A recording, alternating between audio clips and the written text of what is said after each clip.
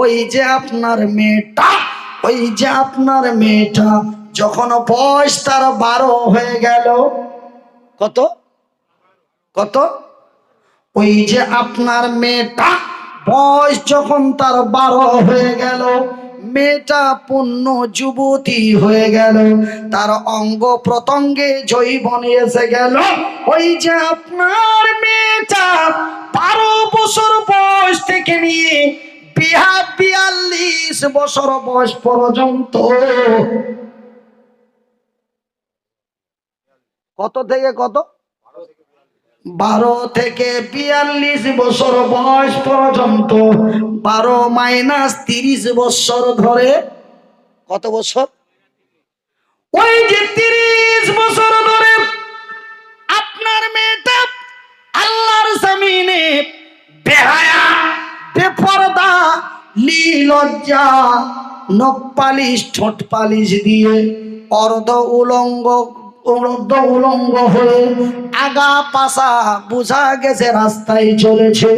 ওই মেয়েটার দিকে হাজারো হাজার পুরুষ দৃষ্টি করেছে। বাপের মতো বয়সের বাপেরা, চাচার মতো বয়সের চাচারা। খারাপ লাগছে শুনতে?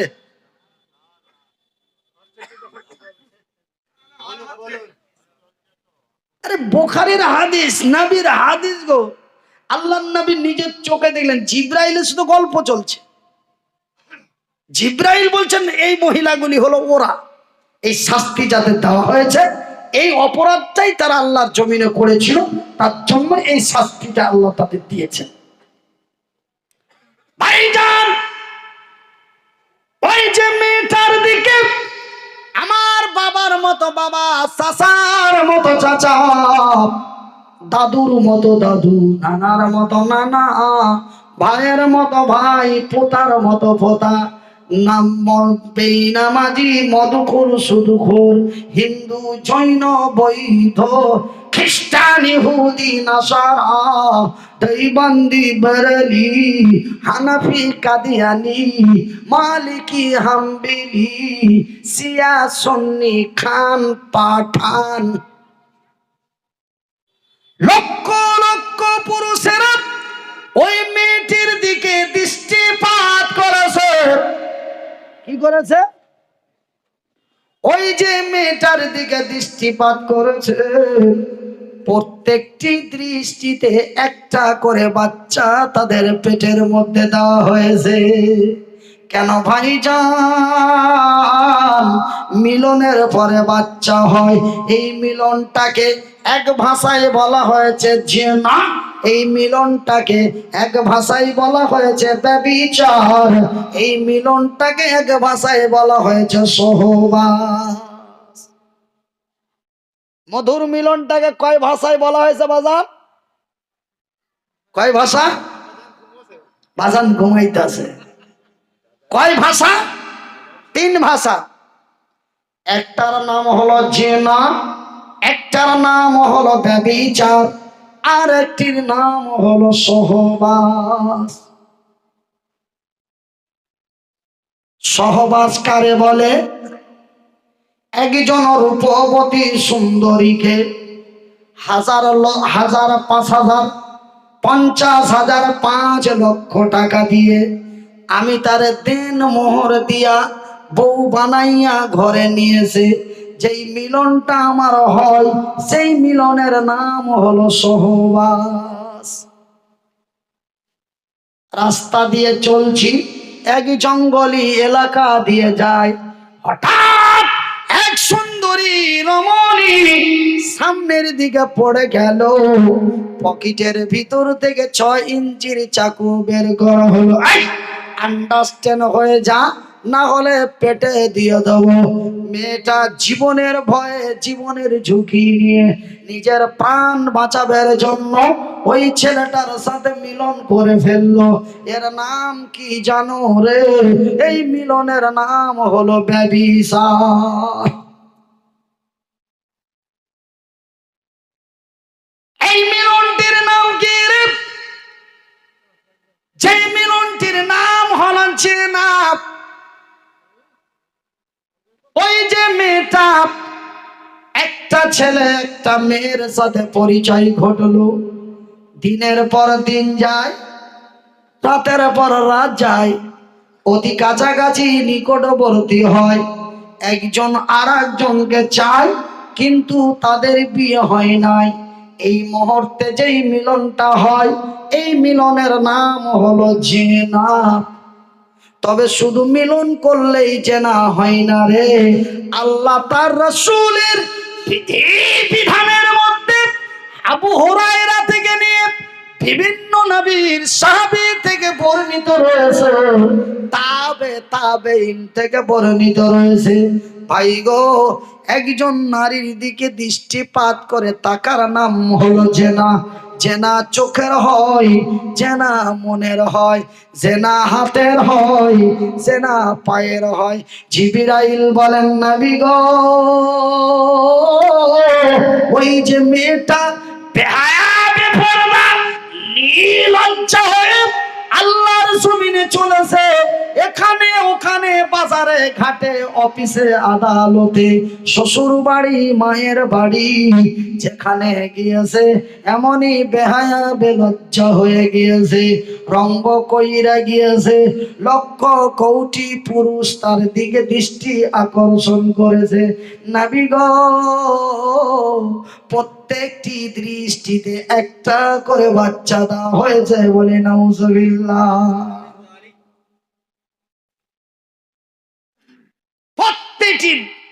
প্রতিটা দৃষ্টিতে একটা করে বাচ্চা দেওয়া হয়েছে। তবে 30 বছর বয়স পর্যন্ত ওই মেয়েটার দিকে কতজন দৃষ্টিপাত করেছে বলে দেওয়া সম্ভব? গুণে দেওয়া সম্ভব? ঠিক তাদের পেটের ভিতরে এত বাচ্চা রাসূল দেখলেন জিবরাইলের সাথে, যে সেই বাচ্চা তা গুণে দেওয়া সম্ভব না। আমার মায়েরা, আমার বোনেরা, আমি তোমাদের সন্তানের মতো সন্তান, আমি তোমাদের ছোট ভাইয়ের মতো ভাই, আমি তোমাদের বাবা চাচাদের মতো। রে আমার মায়েরা বোনেরা, আমি মনিরউদ্দিন আজকে আল্লাহর জমিনে বেঁচে আছি। হাত দুটি যদিও না থাকে রে, পা দুটি যদিও আমার আল্লাহ মারে না থাকে, যদিও আমি একা চলাফেরা করার ক্ষমতা নাই, তবু আমার আল্লাহ আমাকে বলার মতো ক্ষমতা দিয়েছে। মা, আজকে আল্লাহর জমিনে বেঁচে আছি, দুইটি কথা আমার আল্লাহ বলার শক্তি দিয়েছে। বন্ধুরে, মেয়ের বাপ হয়েছ, বিবির স্বামী হয়েছ, বোনের ভাই হয়েছ, সতর্ক হয়ে যাও।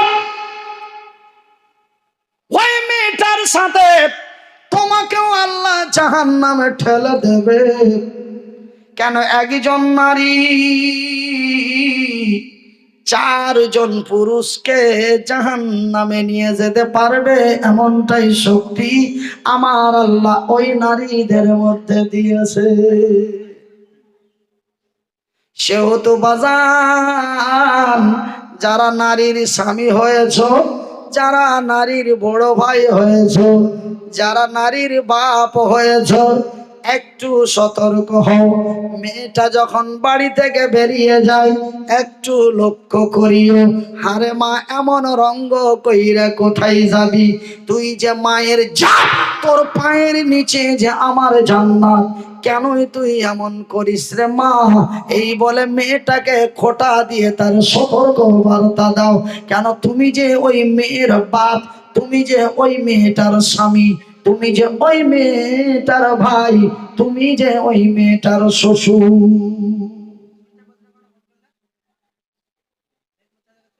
আমার ভাইরা, আমার আব্বা যেন শোনার চানেরা, আমার পরদান আছেন মায়েরা, মা গো, আমি তোমাদের সন্তানের মতো সন্তান। মা রূপ দিয়েছে, রূপ চর্চা করো না। মা গো, রূপ দিয়েছে, রূপ চর্চা করো না। বনরে, জৈবন দিয়েছে, অপচয় নষ্ট করো না। তুমি হলে জান্নাতি মহিলা, নারীরা হলো মায়ের জাত। মা গো, আল্লাহর জমিনে বেঁচে আছি, হঠাৎ কখন মরে যাব, অ্যাক্সিডেন্ট করে মরব, না জ্বরে আক্রান্ত হয়ে মরব, না কোনো দুশ্মনে মেরে দেবে জানি না। ওয়াল্লাহু আলাম বিমুরাদিহি, আমার আল্লাহ তা ভালো জানেন। কিন্তু মারে, আমার আব্বাজান ভাইরা, হাত দুটি জড়িয়ে বলি, আপনারা আমার ভাই, আমি যেন আপনাদেরই ভাই। বিনীত অনুরোধ করে হাত দুটি জড়িয়ে বলে যায়, মাথায় হাত রেখে বলে যায়, মারে, রূপ দিয়েছে রূপ চর্চা করো না, জৈবন দিয়েছে অপচয় নষ্ট করো না। রাস্তা পথে ঘাটে, অফিসে, আদালতে, স্কুল কলেজ, ইউনিভার্সিটি, বিশ্ববিদ্যালয়, শ্বশুর বাড়ি, মায়ের বাড়ি, যেখানে যাবি মা, মায়ের ইজ্জত নিয়ে যেও, মায়ের সম্মান নিয়ে যেও, ভাবির সম্মান নিয়ে যেও না। কেন? যখন তুমি রূপ কইরা রঙ্গ কইরা যাইবে, আমার চাচার মতো বয়সেও লোক তোরে ভাবি বলে ডাক দেবে, কথা ঠিক কিনা? এই কপালে টিপ পরো না কেন? এই কপালে টিপ পরো না কেন? এ কপাল শুধু সিজদা করে আল্লাহ তাআলা, এ কপাল শুধু সিজদা করে আল্লাহ তাআলা, এই কপালে টিপ পরো না, এ কপাল শুধু সিজদা করে আল্লাহ তাআলা। এ খালি মাথায় খোলা চুলে, এ খালি মাথায় খোলা চুলে বাইরে যেও না, এ খালি মাথায় খোলা চুলে বাইরে যেও না, এ হিজাব পরে বাইরে যেতে লজ্জা পেও না। কেন শোনা? এ হিজাব তোমার দায় পরিচয়, এ হিজাব তোমার দায় পরিচয়। বাজান রে, আপনার আমার মেয়েটা যদি সুন্দর একটা চাদর পরে এমন এমন পর্দাশীল হয়ে যদি রাস্তায় বের হয়, ভাই গো, প্রত্যেকেই আম্মা বলে ডাক দেবে, আপা বলে ডাক দেবে, খালা বলে ডাক দেবে। খালা, তোমার বাড়ি কোথায়? খালা, তুমি কার মেয়ে গো? তবে মা থেকে মাসি, মা থেকে মাসি। তবে যখন আমার আপনার মেয়েটি রাস্তাতে এইভাবে বের হবে, আপনার মেয়েটাকে মায়ের সম্মান দিয়ে ডাক দেবে, মাসি বলে ডাক দেবে। আর ওই মতো হয়ে যদি আমার আপনার মেয়েটা তাকায়, উফ, চাইতেছে গো, এই যে বাচ্চা,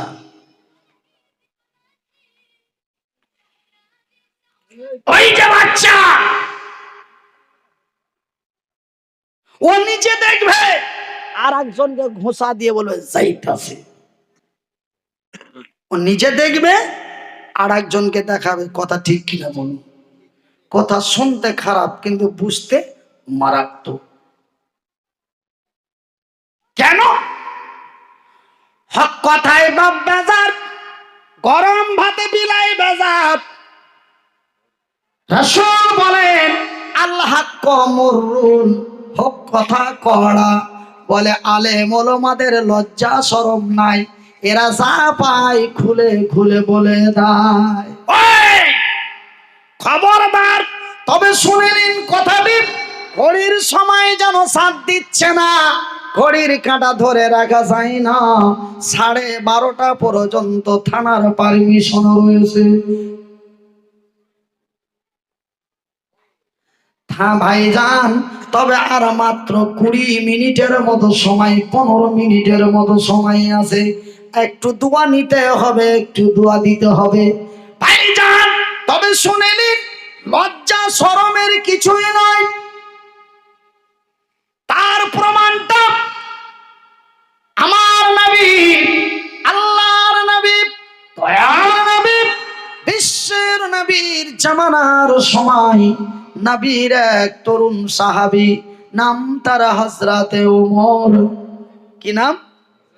হযরতে ওমর ভাইজান। তিনি ছিলেন মক্কা মদিনার এক খলিফা, এক নেতৃত্ব ব্যক্তি, এমএলএ, এমপি।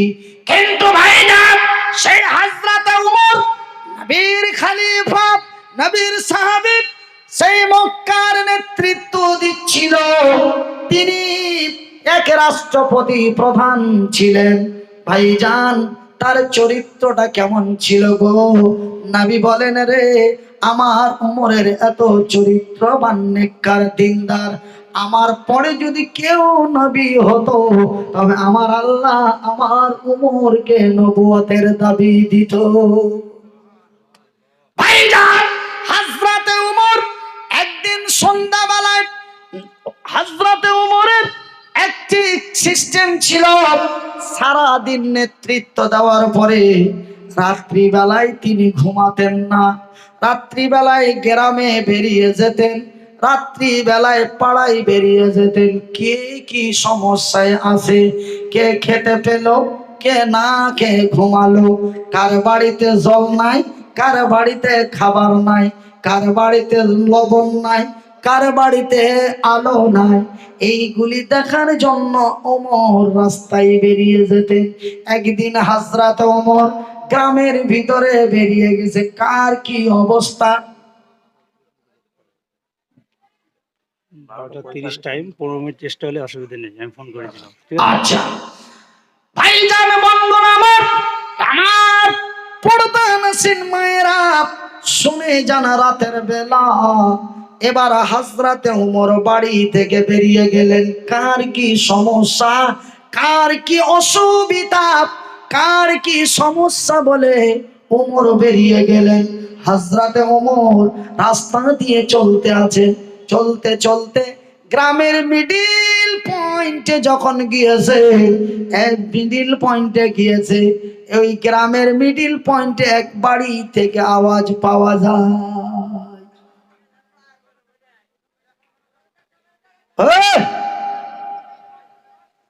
ওই বাড়ির ভিতর থেকে এক মহিলার আওয়াজ পাওয়া যায়।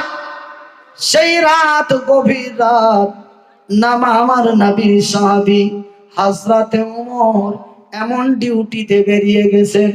আর ওই গ্রামের মধ্যস্থল এক বাড়ির ভিতর থেকে এক মহিলার আওয়াজ পাওয়া যায়। সেই মহিলাটা যেন খুব চিৎকার করে, একবার খাটের এই পাশ দায়, একবার খাটের এই পাশ দায়, একবার খাট, একবার বালিশ জড়িয়ে ধরে, একবার খাটের পাশে জড়িয়ে ধরে, আর বলে, আল্লাহ আর সইতে পারি না, আর সহ্য হয় না, একবার যদি মধুর মিলন হতো, না জানি জীবনটা ভরে যেত। আল্লাহ আর সইতে পারি না, আর সহ্য হয় না। এইভাবে মেয়েটা, সেই তরুণী যুবতী যেন এইভাবে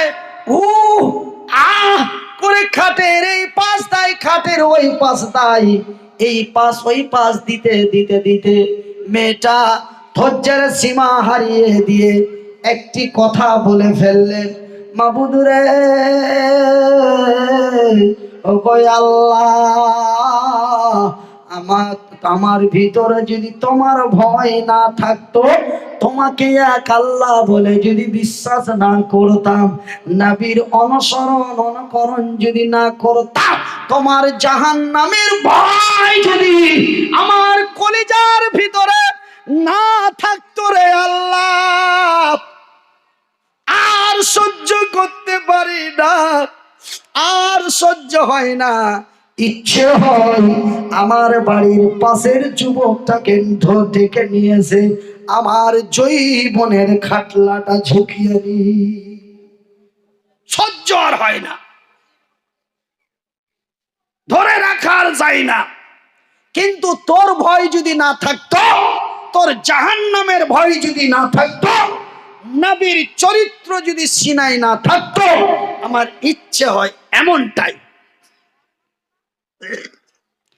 এই কথা যখন হযরতে ওমর, নবীর সাহাবী, খলিফাতুল মুসলিমিন হযরতে ওমর, এই কথা যখন তানার কানের ভিতরে গেল, হযরতে ওমর 1 মিনিট লেট করলেন না, 1 মিনিট সেখানে দাঁড়ালেন না, আর গ্রামের দিকে ডিউটিতে গেলেন না, দৌড় দিয়ে চলে গেলেন তেনার বাড়ি। কোথায় গেল? বাড়িতে চলে গেল। বাড়িতে গিয়ে সর্বকর্ম বাদ দিয়ে তার বড় মেয়ে ফাতিমা, কে? আমার রাসূলের মেয়ের নাম ছিল ফাতিমা, হযরতে ওমরের মেয়ের নামও হলো ফাতিমা। হযরতে ওমরের বড় মেয়ে মা ফাতিমার কাছে চলে গেল। বিবির কাছে গেলেন না, কে জানি আমার বিবি যদি আমাকে মিথ্যে বলে দেয়। আমার বিবি তো আমাকে মিথ্যে বলে দিতে পারে। তিনি তার বিবির কাছে গেলেন না। হযরতে ওমর তার বড় মেয়ে ফাতিমার কাছে যে বলে, মা রে, আমি তোর বাবা, তুই আমার মেয়ে, আমি তোর আব্বা, তুই আমার মেয়ে। মা বলতো লজ্জা করো না, মিথ্যে বলো না, শরম করো না। মা বলো তো, একজন বিবাহিতা নারী, একজন বিবাহিতা মহিলা, একজন বিবাহিতা নারী একজন পুরুষ ছাড়া কতদিন ধৈর্য রাখতে পারে? বল মা, লজ্জার কোনো কারণ নাই। ভাইজান, যখন তার মেয়ে ফাতিমাকে এই কথা বলে ফেললেন, আমার রাসূল দয়ার নবী হযরতে ওমরের বিবি ফাতিমা উত্তরের জবাব দিয়ে বলেন, আব্বা হুজুর,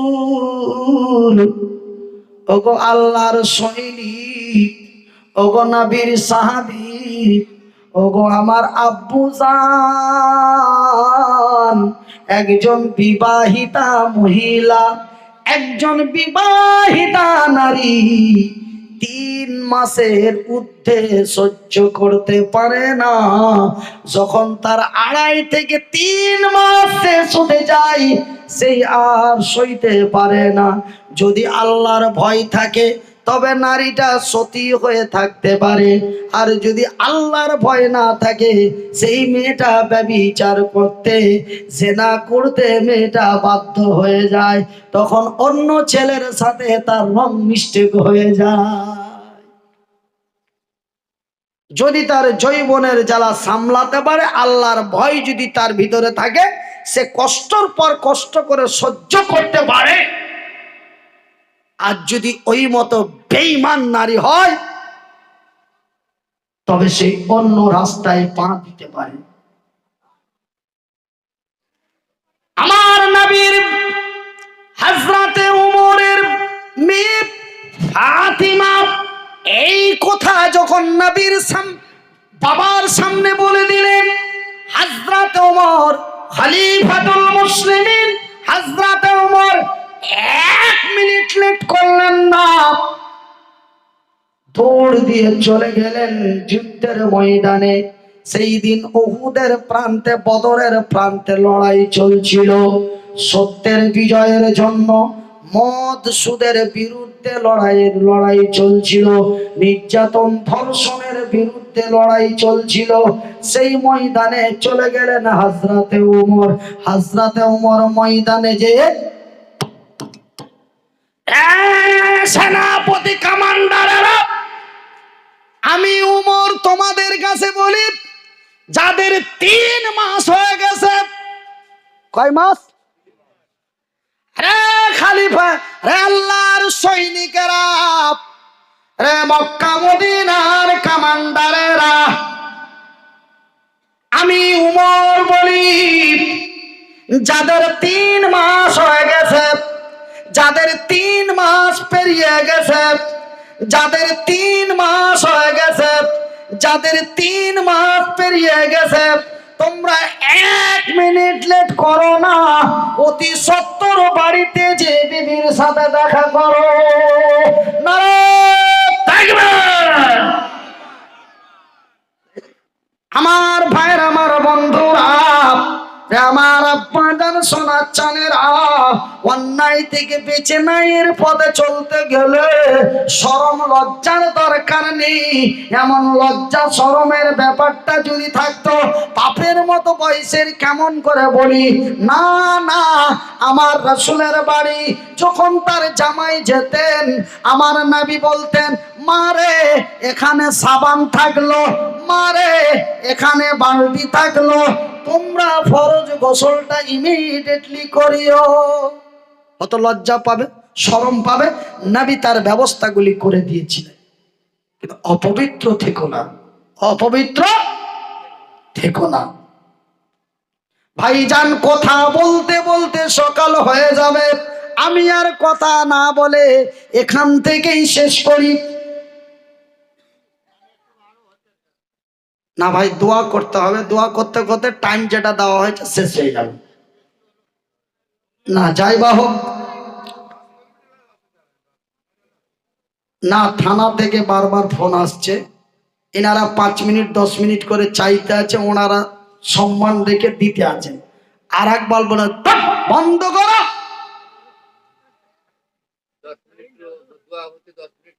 হ্যাঁ, দোয়া করতে লেবে যেতে অটোমেটিক হয়ে যাবে সময়। সেহেতু দেখা গেল যে আমাকে যে টাইমটা দিয়েছে ওই টাইমটা যদি ওয়াজেই শেষ করে দিতে হবে, দোয়াটাতে চাপ পড়ে যাবে। সেহেতু আমরা যতটুকুন শুনেছি, এতটুকুনের ওপরে যদি আমরা আমল করি, নিশ্চয় আল্লাহর জান্নাতি হব। জোরে বলি ইনশাআল্লাহ। শুধু বস্তার বস্তা তেলে ভাজা খাইতে মজা, তেলে ভাজা, তেলেম ভাজা খাইতে মজা, খাওয়ার পরে পুচকি হাগা। খাইলাম, খুব মজা লাগলো, একদম দিলাম।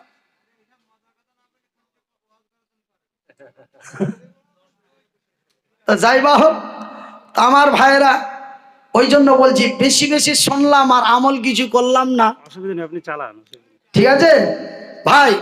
বেশি বেশি খাইলাম কিন্তু শুনলাম অতিরিক্ত কিছু, মানলাম না কিছু, ছুঁড়ে ফেলে চলে গেলাম, লাভ হবে বাবা? তবে একটা কথা শুনেলেন, দোয়া তো করেই দেবো। যিনারা আমার দোয়া নিবেন, যিনারা আমাকে দোয়া দিবেন, আপনারা সুন্নতি তালিকায় যে যেখানে আছেন এসে বসুন। তো আপনাদের বসতে বসতে আমি একটা কথা বলে দিই। বাপ আর ছেলে গিয়েছে জলসা শুনতে। কি শুনতে? জলসা শুনতে। এই জলসা শুনে বাবা লাভ হবে না, শুধু হুজুরদের গাড়ি বাড়ি হবে, আপনাদের কিছু হবে না। এই ওয়াজ যদি শুনেন, কোন ওয়াজ? বাপ আর বেটা দুইজন গেছে ওয়াজ শুনতে, হুজুর ওয়াজ করছে। কি করছে? ওয়াজ করছে। আল্লাহর বান্দারা, তোমরা যদি আল্লাহর জান্নাতে যেতে চাও, তবে তোমরা হারাম খেও না, হালাল রুজি উপার্জন করো। সনরে 5 কেজি দুধের সাথে 3 কেজি পানি মিলায় না। কেন?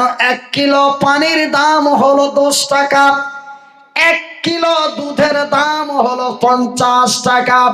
তবে 50 টাকা দুধের সাথে 10 টাকার পানি মিশিয়ে বিক্রি করলে উপরের পয়সাটি তোর হারাম।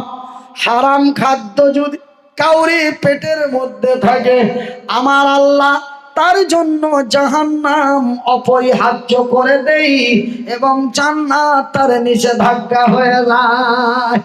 হুজুর খুব কেঁদে কেঁদে দোয়া করলো, হুজুর খুব কেঁদে কেঁদে দোয়া করলো।